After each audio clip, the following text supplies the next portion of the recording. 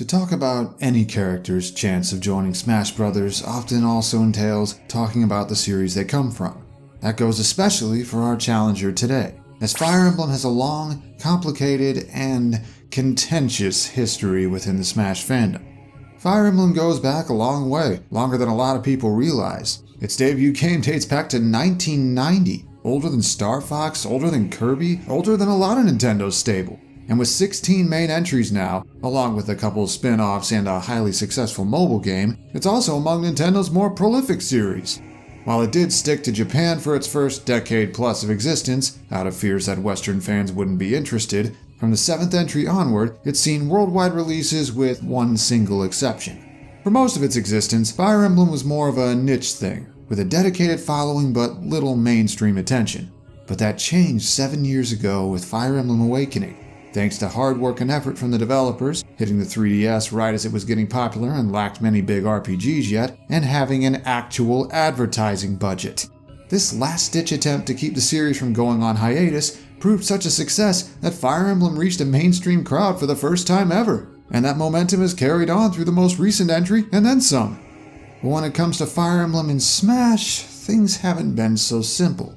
The vast majority of the Western world first heard about Fire Emblem through Melee, thanks to a certain fancy-looking swordsman whose weapon did more damage at the tip, and an Echo Fighter who tagged along whose sword was the opposite.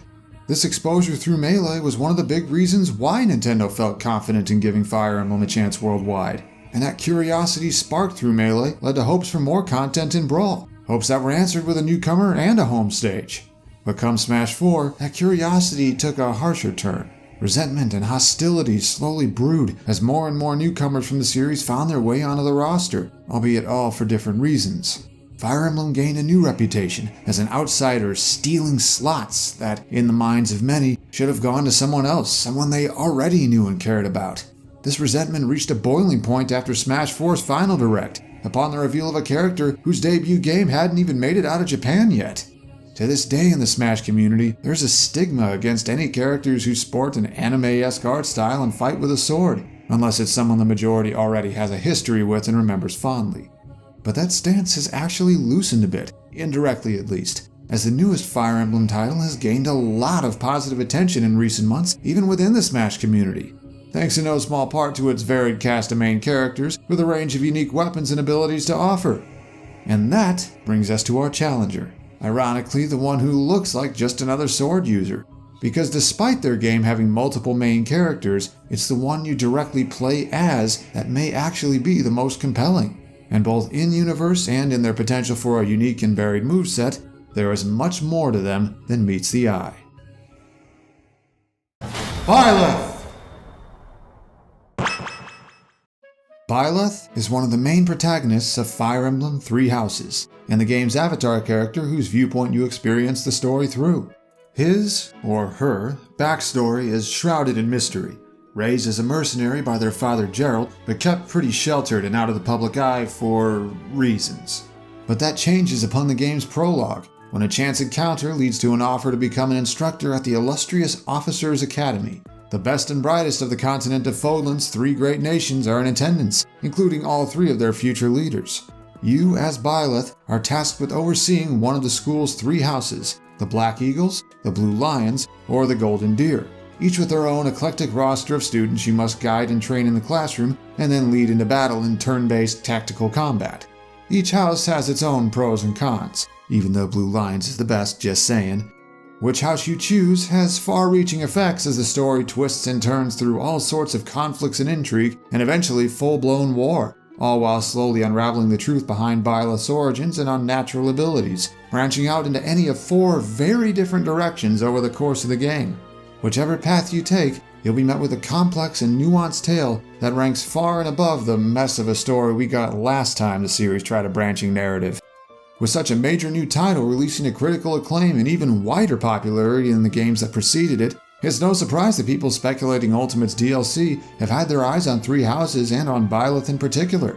While I don't necessarily agree on the logic behind some of it, honestly the whole talk of cross-promoting a new game is overblown and it's more that it's relevant now and has some interesting newcomer options, I do think the timing is perfect and the characters on offer are interesting. The former especially holds true now that we know for a fact a second season of DLC is happening. With the Fighters Pass newcomers getting locked in last November according to Sakurai, Three Houses would have been so far away from release that pulling a character from it would have been risky. Even Corrin had the benefit of Fire Emblem Fates being close to its Japanese release when they got the all clear, but with more DLC beyond the pass in development now as of the September Direct, timing is no longer working against Three Houses, but for it instead. In fact, if things break the right way, Byleth might actually be the single most likely newcomer right now. And that is something that doesn't sit very well with the number of Smash fans. For most of Ultimate's run, the very idea of a Fire Emblem newcomer has been met with resistance. For all the franchise has grown, Fire Emblem isn't quite as mainstream as some of Nintendo's other major IPs. And since it only got big in the past few years, many people don't have the same fond memories with the series that they had with others they grew up with. Combined with it getting a whopping 4 newcomers by the end of Smash 4, albeit one was a last-minute Echo Fighter and another was a returning veteran requested as often by Melee fans as he was Fire Emblem fans, and you have a recipe for resentment. To this day, there's still an underlying belief that Fire Emblem is some kind of outsider that got more than its fair share last time and should have to wait its turn so other franchises can catch up.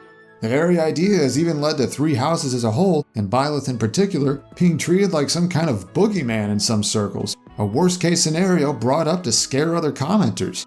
And yet, over the past couple months, that's been changing. Now that Three Houses is out and being played by so many people getting into Fire Emblem for the first time, an increasing number have warmed up to the idea of us getting a newcomer from it.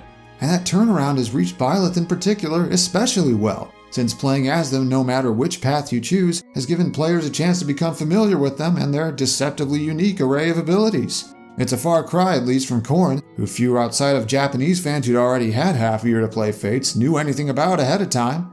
It also hasn't hurt that a few other factors have helped paint Byleth in a more favorable light. Confirmation that we are 100% for sure getting more DLC after the Fighters Pass means there's no longer this perception of stiff competition for a limited number of quote-quote slots. Turns out people are more open to the prospect of getting a character that seems kinda interesting but isn't their absolute favorite if we know we have several newcomers left and not just 1 or 2.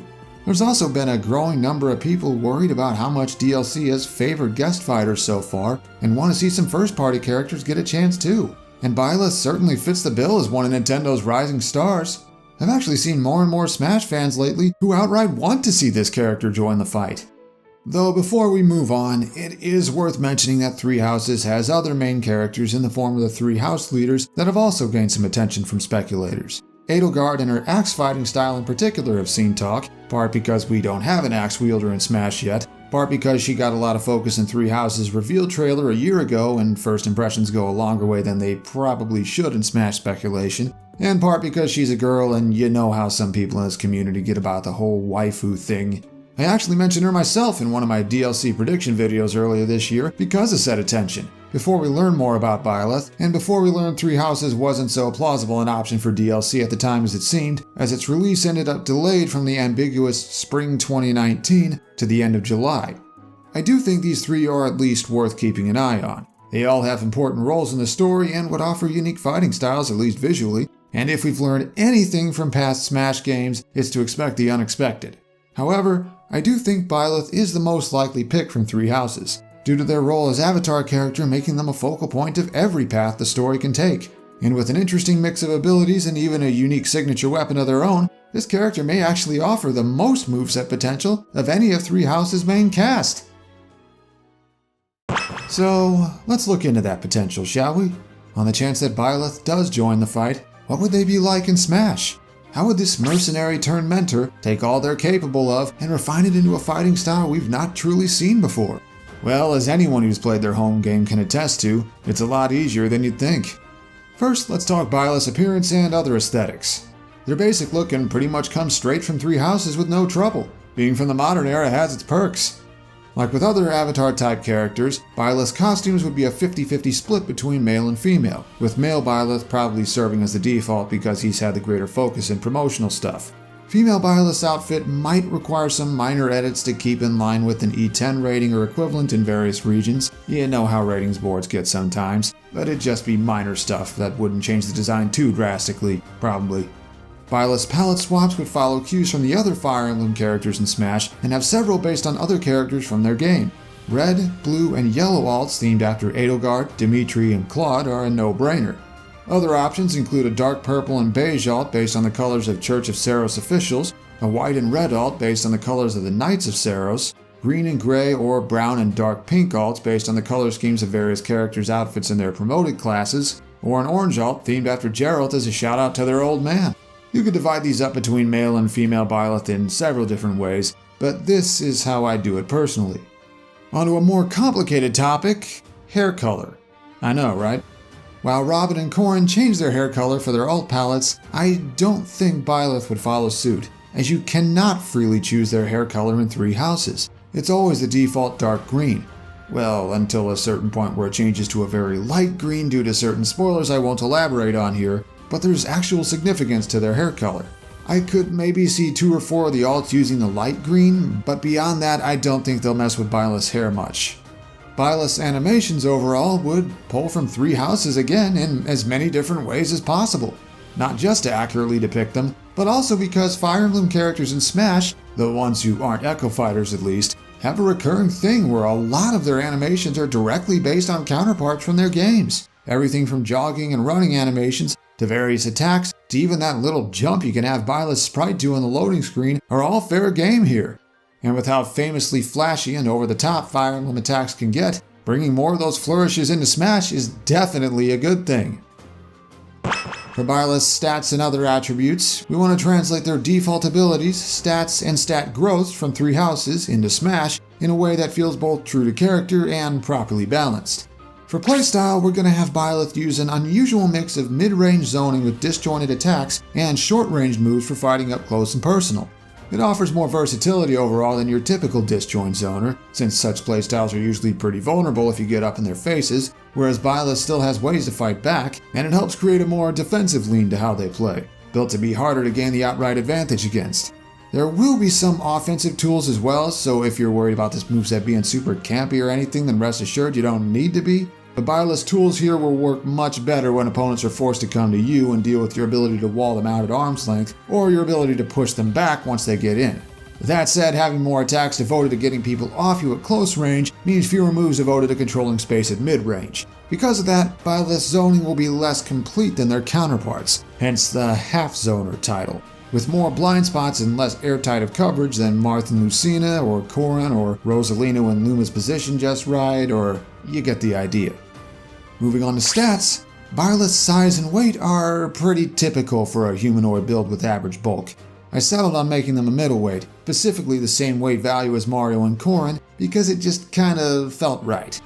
Mobility-wise, Byleth can move around okay, but overall their movement wouldn't be anything special. With average to mediocre parameters here, their grounded movement is still better than nearly half the current Fire Emblem crew, but with worse airspeed than all of theirs except Corrin's. Middling fall speed has its pros and cons, making Byleth average at escaping combos and average at getting down without being juggled after being hit upward. It also means they wouldn't be as capable as fast fallers like Ike or Roy at pressuring opponents with constant falling aerials, but would be more capable of throwing out defensive rising aerials due to being in the air for longer during a short hop. Some of Byleth's other parameters would also play into their defensive fighting style. Damage output overall is solid and the KO options are there when you need them, but their combo game isn't much to write home about. Again, the fighting style we're building here is more about surviving and outlasting opponents, not racking up big damage while also taking big damage right back. Byleth's frame data would vary based on the type of attack they're using, but would actually be pretty good for someone who fights with a weapon. You'd want to stay on stage most of the time though, as their recovery wouldn't be the greatest. Well, normally. There's more going on with that, but we'll get to it later on. Now let's talk about what Byleth's actual moveset could be like. If you're still worried about this character just being another sword to add to the pile, allow me to show why that isn't the case. And I think we should start with Byleth's sword itself, because the sword of the creator is a bit special. And by that I mean it's straight up a whip sword. We haven't seen a weapon quite like this in Smash before, and it lends to attacks that are different from all the other swords so far, and different from the Belmont's whip strikes by having it extend and retract its segments to different lengths. You're laughing, aren't you? So, we're gonna take these unique properties and the animations Byleth uses when wielding a sword in 3 houses, and combine these elements to create some attacks. For example, Byleth's forward tilt could be a diagonally downward swing with the Sword of the Creator partially extending as it's swung, starting out with a reach comparable to Marth, but eventually reaching a little further. This would create a move defensive in nature that, combined with decent startup for a disjointed tilt, would help keep people back at arm's length. Byleth's up tilt could be similar in function, this time an overhead swing with a slight diagonal rise as the sword extends partially over the course of it. Again, comparable to Marth's range at the start, but with greater horizontal reach near the end of the move. We could even give the attack's animation a unique twist by having Byleth stop their arm halfway through the swing and flick the sword the rest of the way back. Those moves lean more toward the sword side, but we can take the whip traits further with Byleth's smash attacks. Using the Sword of the Creator's ranged attack animation from 3 houses, we can build on it for Byleth's forward smash, unfurling the sword fully and slashing it diagonally forward, then yanking it back for a second hit with an audible crack and a burst of reddish-orange energy. A strong KO move with really good range, close to Corrin's forward smash, which is pretty impressive, but still isn't as much range as it has in 3 houses. As you'd expect from a move with both range and power, it'd be kept in check with slow startup. Byleth's up smash could follow suit, but in a different direction. An initial slash in an upward arc with the sword mostly extended, then a snap back downward with another burst of energy. Compared to the forward smash, it'd have a bit quicker startup and cover Byleth really well as an anti-air, but its crescent-shaped hitboxes would give it less overall range in the forward smash, on top of less knockback. Then for their down smash, we can have Byleth extend the sword again, slash down and immediately forward to strike the ground, then turn around and slash the other side as well. With a big hitbox on each side and even pretty good vertical reach thanks to the X shape formed by the sword, it'd be great for covering get-ups or other times when your opponent has limited options. But it'd once again be slow to come out, and its knockback wouldn't be the greatest by smash attack standards. How about a few of Byleth's aerials as well? Like a neutral air where the sword extends into a ring shape around Byleth to provide defensive cover. It'd deal 2 hits, one as the sword extends and the other as it retracts, but they wouldn't combo into each other, making this more of a defensive aerial, kinda like Corrin's. Then Byleth's forward air could be a back and forth swing that goes down and up with the sword partially extended. This move's 2 hits would combo into each other, and with range comparable to Corrin's, it'd be ideal for controlling space at mid-range and gaining the upper hand if you hit with it. But since it'd have a long animation, it'd be quite the commitment. And with notably high landing lag, it'd be punishable if used at the wrong times or overused in general. The back and forth motion could also work for Byleth's up air, unfurling the sword part way and swinging it backward, then forward. 2 hits that combo into each other once again, it'd be a very effective juggling tool. But again, with a lot of end lag that make it impossible to combo out of, so it'd be just for keeping opponents airborne and maybe eventually ending stocks at high percents. The Sword of the Creator provides a strong base to build from, but we have more than just that to work with. You see, Byleth starts out 3 houses with some proficiency in hand-to-hand combat, presumably from the whole raised by mercenaries thing. And I figure this means we can work in some brawling techniques. This lets us give Byleth a handful of up-close options to go with the swordplay. Byleth's jab combo can adapt this animation performed when attacking with a gauntlet weapon, copying the first 2 hits, then replacing the third with an uppercut swing of the Sword of the Creator, emphasizing this character's hybrid fighting style. A simple, self-contained combo for quick damage, we can make it particularly fast and hit around frame 4, which would tie it for the fastest jab among anyone who wields a weapon. Byleth's down tilt trades reach and disjoint for speed, with a low sweeping kick close in style to Mario's of all things. With lowish damage and merely okay reach, it's not going to win trades, but its surprisingly quick startup and weak vertical knockback let you combo it into stuff up through mid-percents. We're going to draw inspiration from another 3 houses animation for Byleth's dash attack. A running kick with surprisingly quick startup by Swordfighter standards, it'd be a great disruptor, landing trap, or quick punish tool if you don't have enough time for anything more complicated. Wouldn't combo into anything, but a low angle on its knockback would make it great for pushing opponents back or even forcing them off stage. You know how Piranha Plant's dash attack hits you mostly forward? It'd be like that. Notice how we're filling in gaps the sword attacks left open? Byleth's back air will be a quick turnaround kick in the style of Zero Suit Samus, just, without the whole rocket boots thing. Hitting as fast as frame 7 with some power behind it, it'd be a strong out-of-shield option against opponents trying to crush you up, and it'd even be one of Byleth's better kill moves if you can hit with it. But it'd also have enough end lag and landing lag to make it not safe on shield and not combo into anything. And we need a down air still, so how about we adapt one of the gauntlet crit animations with a downward swing, and our version will be done with 2 hands. Boasting good damage, the ability to spike, and even above average startup for a move that spikes, It'd be a strong option for when you read your opponent's recovery or mix them up when landing. But again, since this move uses Byleth's fists, it'd have less range than other sword fighters tend to come with. Now for Byleth's grab game, and I got a great idea for this. So partway into Three Houses, you gain the ability to bring extra units into battle as adjutants. Basically, you pair them with an active unit and they observe them in battle and occasionally pitch in, earning free experience points they wouldn't otherwise get. Well, how about we build on that and have an allied soldier appear next to Byleth anytime you grab someone? It'd be a generic soldier and not one of the house leaders because I have something planned for them already, though maybe we could give this soldier the colors of the Black Eagles, Blue Lions, Golden Deer, Knights of Saros, or Geralt's Mercenaries, depending on which alt you're using. Your adjutant would simply wait and watch when you hold or pummel your opponent, but perform a throw and they jump in with a follow-up attack. For example, Byleth's forward throw could be a soft toss followed by your adjutant lunging forward with a sword slash. Her back throw could shove the enemy backward, setting your adjutant up for a stronger slash that eventually become a kill move. An upward toss followed by a jumping slash would deal the most damage of Byleth's throws, and a down throw where Byleth shoves the enemy onto the ground and the adjutant simply tackles them could even serve as a combo starter for a while. Finally, I'm kinda undecided on what worked best for taunts. Something that emphasized Byleth's whole thing as an emotionally stoic yet caring professor and commander would go a long way. Lines like, "Allow me to demonstrate," or "Learned your lesson yet?" as would something like quietly observing as if figuring out the enemy's tactics. Fire Emblem characters tend not to directly pull quotes from their games for their taunts, but if that changed with Byleth, that's also an option. I can think of at least one critical quote I know some fans would love to see. Not far left to go now. With this battle nearly won, let's go over our last few objectives. Byleth's special moves. Here's where we can really tap into what this character and the game they come from are capable of. First off, Three Houses has many different combat arts you can perform in battle, each expending extra weapon durability to deal increased damage or all kinds of other effects. I figure, what better to use for Byleth's neutral special than one of them? Wrath Strike is the most basic of sword arts, a move with increased damage and accuracy learnable by anyone with D rank proficiency in swords. Most combat arts in Three Houses pull from the same limited pool of animations for reasons I don't quite understand, but for Wrath Strike we can take the default animation for sword-based arts and build on it using Byleth's not-so-typical weapon.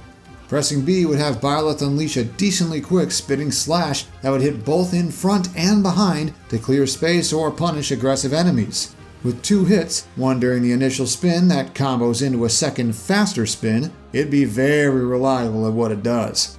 But there's more. You could hold B to charge this move to a second and third tier of strength, and the further you charge it, the more the sword of the creator extends during the swing, or even more range on both sides. Effective at clearing space, tech chasing, and even pressuring platforms or catching landings in a pinch, Wrath Strike is as staple a move in Byleth's arsenal here as it is for many sword fighters in the game it's from. Just take care when using it though, as it'd be weaker in the air than on the ground, and the longer you charge it, the longer you'll be vulnerable for afterward. Gotta interpret the durability cost somehow, right? And since it's purely a horizontal slash, make sure you're using it in situations where your opponents can't just jump over it and punish. Can you believe we haven't even covered the battalion system yet? Three Houses lets each playable unit bring a troop of hired soldiers into battle with them to provide stat boosts and assist directly with special gambits that can damage multiple enemies at once. And with a mechanic that interesting, why not add a gambit to Byleth's Smash moveset? Assault Troop has your battalion charge forward into the enemy formation, damaging and weakening both your target and anyone in a straight line behind them. It also happens to be the signature gambit of the Geralt's Mercenaries battalion you get that introduces the concept, so who better to use here? Again, I haven't forgotten the house leaders, I have something else in mind for them. Hold forward and press B, and Byleth takes a dramatic pose as 1, then 2, then 3 allied mercenaries appear behind them the longer you charge. Let go, and Byleth points forward and the troops charge a set distance forward. Think something like Zelda's Phantom, where they go further the longer you charge. Don't get me wrong though, Assault Troop isn't just some Phantom reskin, because that wouldn't be very unique now, would it? You see, the soldiers wouldn't have as big a hitbox in comparison, nor would they deal enough knockback to be a serious KO threat most of the time, but there's something from the Gambit system in Three Houses they'd be able to do here. From a half charge and up, connecting with Assault Troop would inflict a new status ailment on anyone in its path, rattling them and causing them to deal less damage and take more damage for a short time. and the closer to a full charge you get, the longer the status would last. Getting rattled does also immobilize you in 3 houses, but in Smash I think it'd be better to just stick to the stat debuffs, because a free stun of considerable length with consistent accessibility and a long hitbox would have broken written all over it. The status also wouldn't affect knockback taken, so your victims wouldn't die earlier nor kill later. Assault Troop serves as a ranged landing trap or a mid-range mix-up that also creates momentum if you manage to rattle someone. Push opponents back to take stage control, and if they got debuffed, close the distance and take advantage of it. Though be careful about using it since you wouldn't be able to cancel it early by shielding. For Byleth's subspecial, let's pull from another combat art, but this one requires some creativity. Another sword-based art, Grounder is learned by anyone who reaches a C rank in swords. This one's more geared for a specific role, dealing super effective damage to flying units. But since in-game its animation is the same as most other sword-based arts, we're going to improvise a bit. Adapting one of the critical hit animations performed when wielding a sword, Byleth leaps upward with a rising slash. At its apex, Byleth front flips and extends the sword of the creator in a circle, then brings it down from overhead into a descending slash that leads to a final blast of energy upon hitting the ground. With 4 total hits and a big aerial presence once it's underway, Grounder excels at dragging opponents out of the air and back down to terra firma while racking up damage on them in the process. And some minor horizontal control on the way up, not unlike Mii Swordfighter's Stone Scabbard, gives it some flexibility when recovering. Though the total distance traveled wouldn't be the greatest, and there's a lot of end lag upon reaching the ground, so as a recovery move it's actually kind of flawed. So, what's missing? There's something that's kind of a really big deal that we haven't tapped into yet. Ah, there it is. Arguably Byleth's signature ability, Divine Pulse allows you to rewind time in the midst of battle to go back to a previous turn and reassess your strategy or undo an ally's death. Able to single-handedly turn the tides, it's a power that must be handled carefully as you can only use it a limited amount of times per chapter. I've seen speculation that Divine Pulse would be used as a cliché counter move or even something like Witch Time, but I have something in mind more interesting and truer to the source material. Activating Divine Pulse would trigger an effect like shattered glass, as Byleth hovers in place and a line of dark violet energy appears to trace back where they've been for the past several seconds. After a short delay, Byleth starts traveling back along that line, retracing their steps. Pressing any button at this point would end Divine Pulse and resume time's flow for Byleth back at the new, or old, location. As an added bonus, the damage you took and the time span you rewound would be partially recovered. With the ability to escape bad situations, fix big mistakes, and recover from the depths of offstage, all while undoing about half your opponent's hard work, Divine Pulse is an incredible tool for resetting to neutral and regaining momentum. While your opponents are completely unaffected, able to move and attack as usual while it's going on, Byleth is intangible while you're choosing how far back to rewind to, meaning you can't be interrupted during it. So what's the catch? Well, remember how I said you have limited uses of it per battle in 3 houses? Well, after using Divine Pulse in Smash, you wouldn't be able to use it again for a while. There'd be a cooldown of about a minute before it's available once more, indicated by a crest of flames icon next to Byleth's portrait that glow brighter the closer it is to regaining its charge. You could speed this up a little and trim about 10 seconds or so off by dealing damage to enemies, but you'd still have to wait for the most part. With such a limit to how often it can be used, Divine Pulse works best when saved for the situations it's needed most, just like in the game it's from. Whether you use it to cut down the damage you took from a big combo, save it to recover from deep and thwart an edge guard, or any number of other uses, the choice is up to you. Though, fair warning, there'd be a decent amount of end lag upon ending the move, so if you rewind to a spot where someone's lying in wait, you might just get punished for doing it. Oh, and you can't undo a lost stock with it for obvious balance reasons. Finally, for Byleth's final smash, we're going to combine several themes we've drawn from so far, bringing their nature as Professor, Commander, Warrior, and Chosen One all together with an ultimate attack built around their signature combat art. Channeling the power of a smash ball, Byleth would start with a forward lash of the Sword of the Creator at full reach. If it strikes someone, a cinematic would kick in as anyone caught in the attack finds themselves stranded on a faraway battleground, and a squad of either Edelgard and Black Eagle soldiers, Dimitri and Blue Lion soldiers, or Claude and Golden Deer soldiers charges straight at them with a gambit of their own. Which one showed up would be picked at random, though you could actually choose by holding the D-pad in certain directions before the cutscene starts. No matter the assailants, the enemy is left dazed and helpless. Then Byleth leaps in right in front of them, channels an immense amount of power into the sword of the Creator, and unleashes their ultimate art, Sublime Heaven, to deliver the finishing blow. All of this is what Byleth could bring to Smash. A mercenary turned teacher whose actions on and off the battlefield shape the future of Fodlan. Wielding a legendary blade that extends like a whip, and backed by a legion of loyal soldiers, the hands of time itself, and a bit of good old-fashioned fisticuffs, this hero is no mere simple swordsman, or swordswoman. Byleth's fighting style is built on a core of defensive mid-range zoning using the Sword of the Creator's varying range and occasional multi-hits, commanding the space immediately in front of them and making it difficult to get in without disruptive measures. But even if opponents do get in, Byleth sports more and better up-close options than other disjoint zoners, making them that much less of a sitting duck when their zone gets broken. And Divine Pulse offers a built-in means to occasionally patch up bad mistakes or escape dangerous situations that other fighters simply don't have. However, with so few reliable aggressive options, Byleth has serious difficulty approaching, which can actually make it really hard to mount a comeback.